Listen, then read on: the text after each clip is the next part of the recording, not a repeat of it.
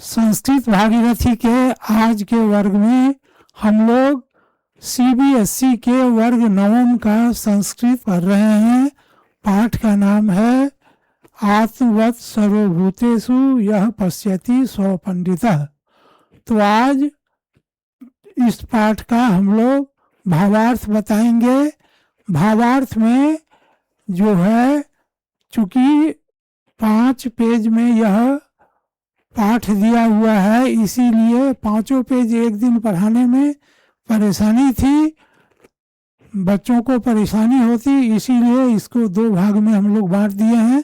अब जो हम पढ़ा रहे हैं वह 3रा पृष्ठ है।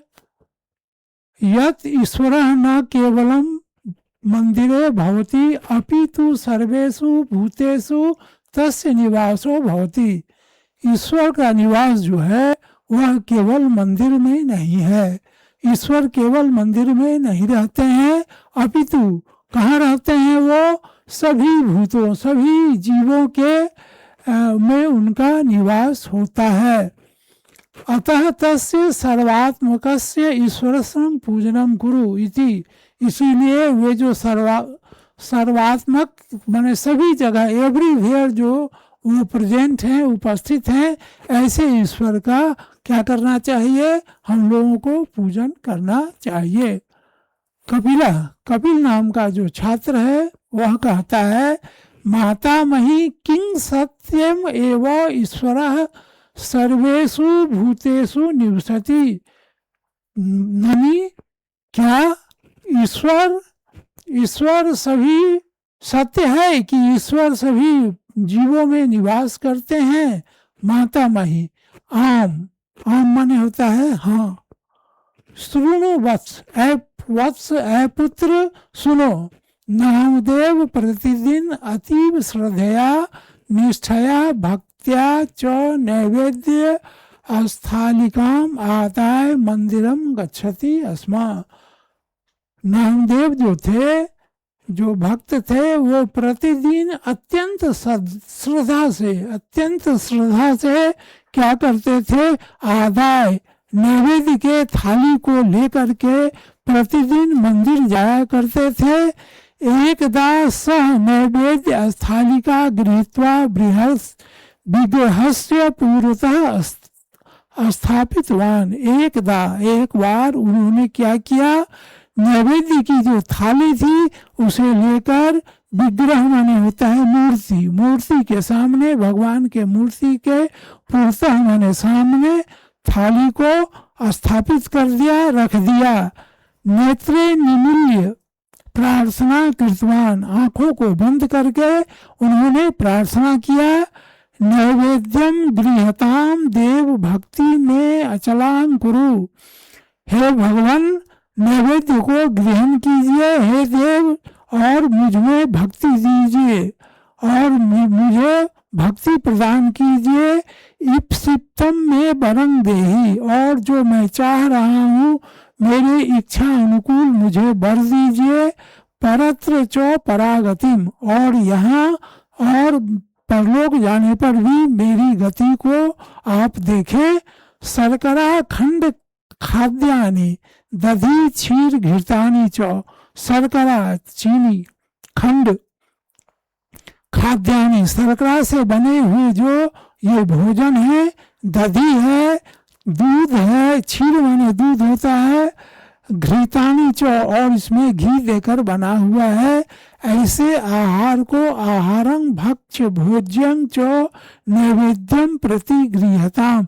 इस प्रकार बने हुए प्रसाद को, आहार को आप, नैवेद्य को आप ग्रहण करें। यह मातामही बोल रही हैं बच्चों से।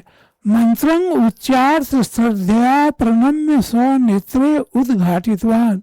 मंत्र का उच्चारण करते हुए, आंख तो बंद किए हुए थे, मंत्र का उच्चारण करते हुए श्रद्धा पूर्वक प्रणाम कर उन्होंने अपने नेत्रों को खोला। माधवी, पांडुरंग अहो आश्चर्यम पुरतः स्थित्या स्थालिकायाम रोटी नासीत। उन्हें आश्चर्य हुआ कि उनके सामने जो स्थित थाली रखा हुआ है जिसमें वे नैवेद्य भोग लगा रहे थे उसमें रोटी नहीं है।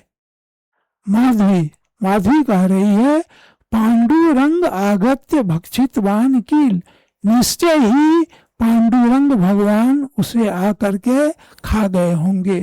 माता मही नहीं, कश्चन विभुक्षितः शुनकः आगत्य रोटिका मुखे गृहीत्वा धावितवान, कोई भूखा कुत्ता, शुनक माने कुत्ता होता है, कोई भूखा कुत्ता वहां आकर के रोटी को मुख में उठा लिया और वहां से धावितवान भाग गया।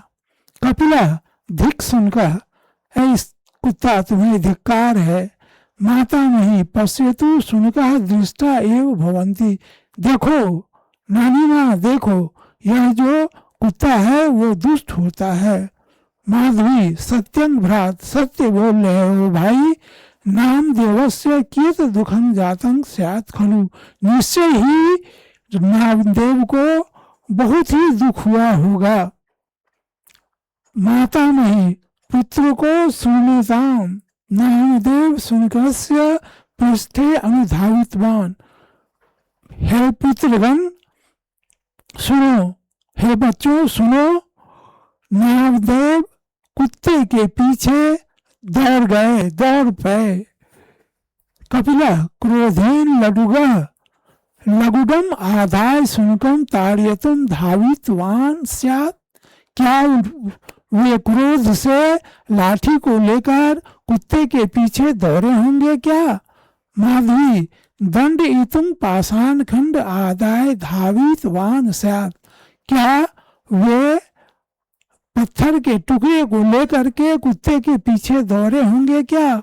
सत्य कील माता मही, क्या मैं सच कह रही हूँ नानी? माता मही न बालो, न ही बालो, नहीं नहीं बच्चों नहीं। नामदेव कोपेन न धावितवान, नामदेव जो है वह गुस्सा करके उसके पीछे नहीं दौड़े हैं। प्रत्युत सौ करुणाया धावितवान, वे दया से उसके पीछे दौड़े हैं। दया के रूप में, दया उनके हृदय में दया था और वे दौड़ रहे थे। न लघुडम न पाषाण खंडम अपिचो घृत पात्रम धृत्वा, और उनके हाथ में न तो लाठी था न ही पाषाण खंड था और वे घृत के पात्र को लेकर उस कुत्ते के पीछे दौड़ गए। उहाव अपी, दोनों ने कहा कि घृत पात्र आघृत, आश्चर्य से दोनों ने कहा, दोनों बच्चों ने कहा कि घी के बर्तन को लेके वो दौड़े। माता मही नानी ने कहा हाँ, घृत पात्रम आदिर्त एवं, वे दोनों वे जो भगवान नामदेव भक्त जो थे वे घृत के पात्र को लेकर दौड़े। उभय दोनों ने कहा किंतु किम अर्थम, क्यों, कि क्या अर्थ था इसका, घी का पात्र लेकर क्यों दौड़ रहे थे? माता मही ने कहा जातौ सुनकः शुष्क रोटिकाम अहृत्य पाल्यतिं खलु, निश्चय ही वे कुत्ता जो है वह सूखा रोटी खा लेगा। महात्मन नामदेव चिंता आसीत, महादेव जो नामदेव थे उन महात्मा को चिंता होने लगी कि यदि सुनकः शुष्क रोटी का खा दे, अगर कुत्ता जो है सूखी रोटी खा लेगा तरही तो तस्य उदर वेदना भवेत इति, उसके पेट में दर्द हो सकता है। अतः तस्य पीड़ा माँ भवतुम, उसको पीड़ा नहीं हो, कुत्ते को पीड़ा नहीं हो, इसी चिंता से मैं घृत का पात्र लेकर, घी का बर्तन लेकर दौड़ आया हूँ, दौड़ रहा हूँ। हे देव शुष्क रोटी का, कुत्ते को कहा उन्होंने कि हे देव सूखे रोटी को आप मत खाइए और इस घी को आप ले लीजिए।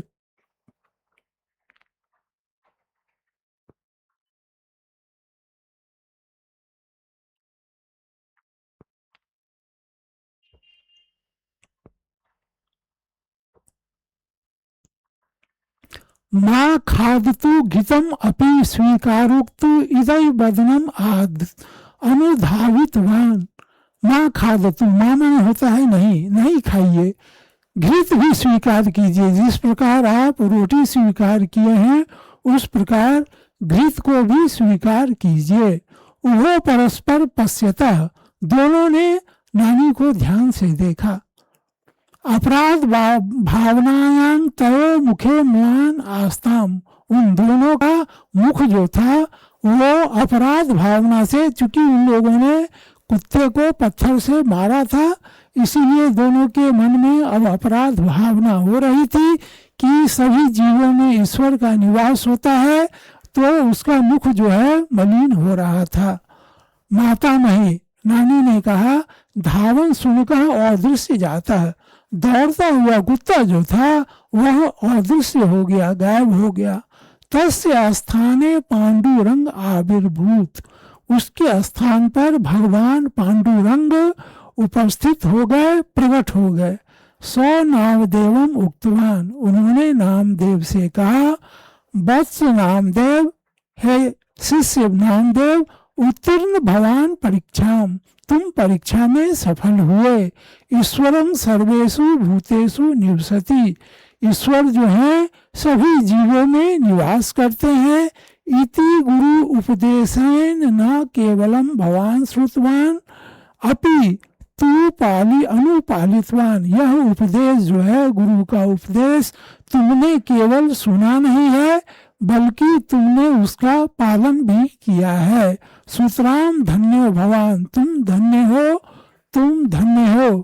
कपिल, मातामही अहम प्रमाद कृतवान, अकारण ही सुनकं ताड़ितवान, मैंने क्या किया, घमंड किया और अकारण ही कुत्ते को मार बैठा। इतः पूर्वम अपि बहुवारम जीवान पीड़ितवान, इसे कुत्तों को मैंने अन्य जीवों को अनेक बार मैंने कष्ट दिया है।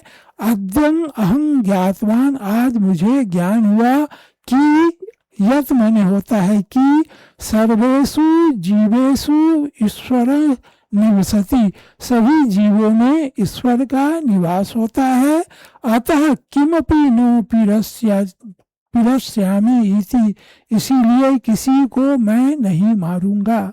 माधी, माता नहीं, क्षम्यतुम माम, मुझे क्षमा करो हे नानी। अहम अपि कदापि कस्यामि पीड़ा नो जनिष्यामि, मैं भी कभी किसी जीवों को पीड़ा नहीं दूंगी। अब आगे एक लाइन और है।